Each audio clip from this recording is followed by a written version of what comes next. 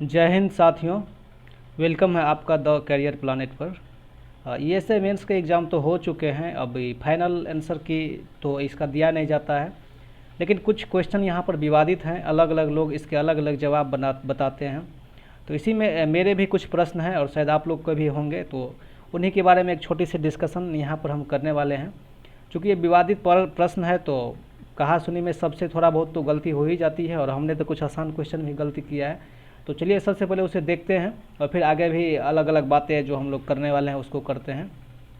तो आप बताइएगा कमेंट में कि आपने इसका सही उत्तर क्या दिया है। ठीक है, इस क्वेश्चन का जो सही जवाब है आप क्या लगाए हैं, और फिर हम आगे बात करेंगे। कटअप के बारे में जो बताए हैं, कटअप उससे कम ही जाएगा, आप टेंशन मत लीजिए। इसके साथ साथ यदि आप फिजिकल कर रहे हैं, कहीं से भी फिजिकल कर रहे हैं, तो कोई दिक्कत नहीं, फिजिकल रेगुलर करते रहिए, क्योंकि ये बिहार दरोगा के फिजिकल से टफ होने वाला है। ठीक है, और जो भी लोग पटना में हैं और फिजिकल करना चाहते हैं या चाहे मोइनुल हक स्टेडियम जा रहे हैं, तो आप हमको ज्वाइन कर सकते हैं। ठीक है, हम मोइनुल हक स्टेडियम रोज़ आपको 4:30 और 4:30 से 6 के बीच में वहाँ पे मिल जाएंगे। तो वहाँ से आप हमसे ज्वाइन कर सकते हैं, मिल सकते हैं। हम 3-4 लोग हैं, तो आप जुड़ेंगे तो हम लोग अच्छा से भी करेंगे, और चूँकि ज़्यादा अधिक से अधिक लोग रहेंगे थोड़ा सा मन भी लगता है। और आपका यदि उससे है 75 प्लस में है, आपका किसी भी कैटेगरी से हैं, तो आप निश्चित रूप से दौड़िए। यदि जनरल और ओबीसी वगैरह हैं, ईडब्ल्यूएस है, तो आप उतना पे दौड़ सकते हैं। आप कोई दिक्कत नहीं, टेंशन नहीं लेना है। ठीक है, बिहार दरोगा इतना टफ हो गया था, उसमें तो 156.7 गया था। 160 वाला लड़का नौकरी कर रहा है, तो आप तो आराम से कर ही लेंगे, उससे कम ही जाएगा। इतिहास आप ये उत्पाद दरोगा वाला देख सकते हैं। तो चलिए सबसे पहले इस क्वेश्चन को हम देखते हैं, फिर आगे हम बात करते हैं कि हम लोग क्या कर सकते हैं। तो दोस्तों सबसे पहले यहाँ पर एक 3-4 क्वेश्चन है। सबसे पहले हम इस रीजनिंग वाले क्वेश्चन को कवर करने की कोशिश कर रहे हैं।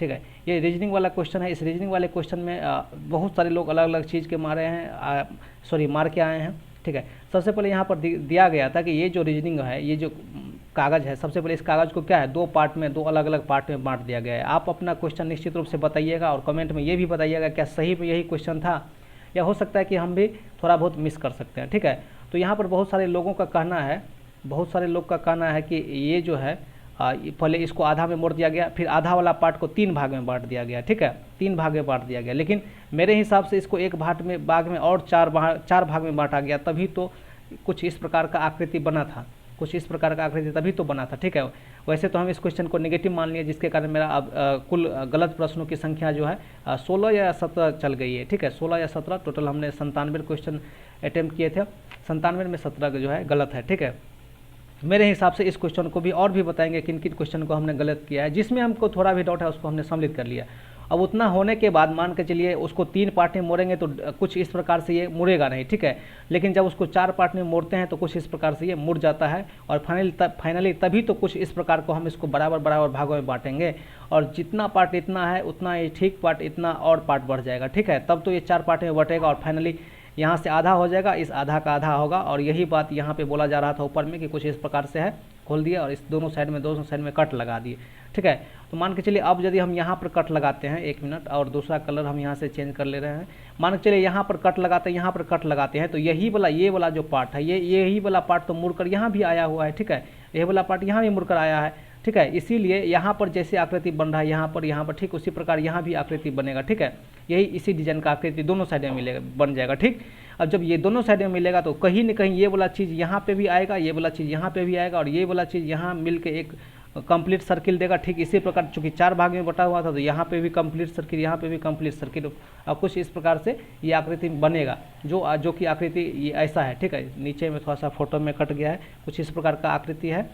ठीक है, ये कुछ इस प्रकार का आकृति है, आप देख सकते हैं। ठीक है, और यहाँ पे साइड में 2 गो है, 4 गो, और इस साइड में आप देख ही सकते हैं। ठीक है, इस साइड में कुछ इस प्रकार के हो जाएगा, ऐसा। ठीक है, ऐसा फिर ऐसा। ठीक है, मेरे हिसाब से ये होना चाहिए। और बहुत सारे लोग क्या बोल रहे हैं, बहुत सारे लोग बोल रहे हैं कि ये वाला हो जाएगा। ठीक है, बहुत सारे लोग बोल रहे हैं ये वाला हो जाएगा। अब ये वाला कैसे होगा ये हमको अभी तक नहीं समझ में आया है।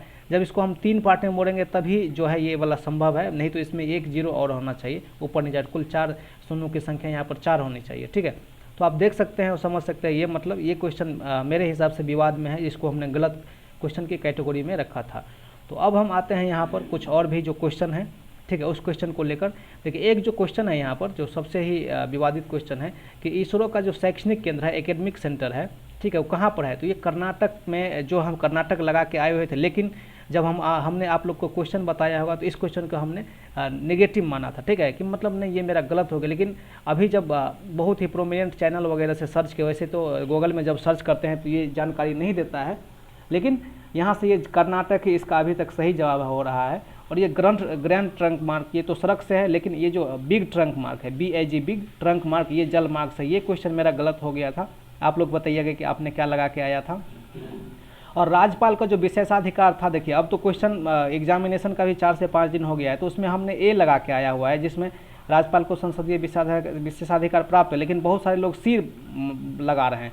सी वाले ऑप्शन और ए वाले ऑप्शन में दोनों में क्या था, अपने आप में विरोधाभास हो रहा था, जिसके कारण हमने सी को नहीं लगाया था। अब क्वेश्चन भी तो परफेक्ट नहीं है, क्वेश्चन तो है ठीक है, राज्यपाल को संसदीय विशेषाधिकार है, लेकिन अब यहाँ पर अलग अलग लोग, बहुत सारे लोग सी बता रहे हैं, बहुत सारे लोग कुछ बता रहे हैं, बहुत सारे लोग कुछ बता रहे हैं। तो इसका जवाब आप लोग निश्चित रूप से बताइएगा कि आपने क्या माना है और आपके हिसाब से क्या होना चाहिए, ठीक है।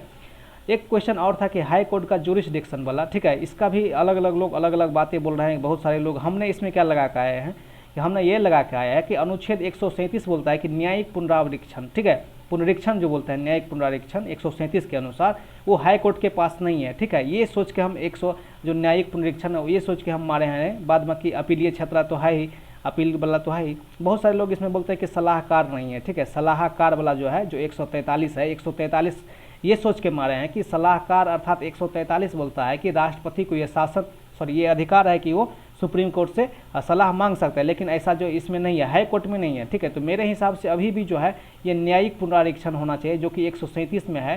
न्यायिक पुनरीक्षण ये होता है कि जब किसी केस को आप उस कोर्ट के द्वारा जो है डिक्लेयर कर दिया जाए, लेकिन उसका फिर से जो है निरीक्षण किया जाए तो उसको न्यायिक पुनरीक्षण, तो ये अधिकार मेरे हिसाब से हाई कोर्ट को नहीं है। बाद में कि आप निश्चित रूप से बताइए कि आपने इसका क्या लगाया है। उसके साथ साथ प्याज किसका रूपांतरण है, प्याज क्या है, प्याज पत्ता का है, कलिका का है, या जड़ का है, या तना, तना तो ऑप्शन में नहीं तो तना इसका सही जवाब होता है।